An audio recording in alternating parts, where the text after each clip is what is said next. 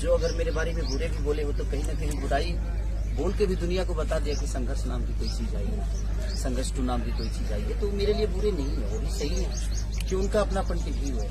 और हम सबको मैं एक सोचे कि सब लोग हमें प्यार करें, ये संभव है नहीं। जिनको बुरा बोलना है वो बुरा आपको बोलेंगे, क्योंकि उनके मन में ही है कि मुझे बुरा बोलना है। तो देखिए, दो चीजें होती है, कुरान और कुरान एक साथ रहता है, कभी लड़ता नहीं, और जो पढ़ता है वो कभी लड़ता नहीं,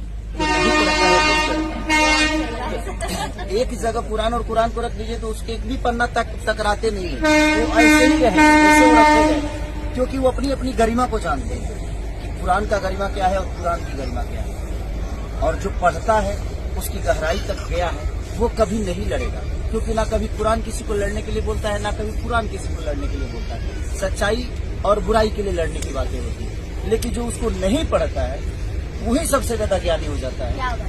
और दुनिया में एक चीज तो है, आप अगर कहीं जाइएगा ना, कहीं बहुत ऊंचे पे जाइएगा ना, तो उतना ऊंचा जाने की क्षमता तो उसकी नहीं है जो आपकी बुराई कर रहा है। उसकी क्षमता इतनी है जो आपको 10 गाली दे सकता है, तो वो अब उसके पीछे के संघर्ष वो कभी देखा नहीं ना, संघर्ष करके तो बड़ा हुआ ही नहीं है। हाँ, उतना आप ऊंचे हैं जो उसको गाली देने के भी काम आ पा रहा है। इन सब चीजों पर फोकस नहीं करना चाहिए। ऐसे लोग तो आपके जीवन में मिलते ही रहेंगे, ऐसा थोड़ी है यहाँ पे अगर ऐसी झोपड़ी है तो इसी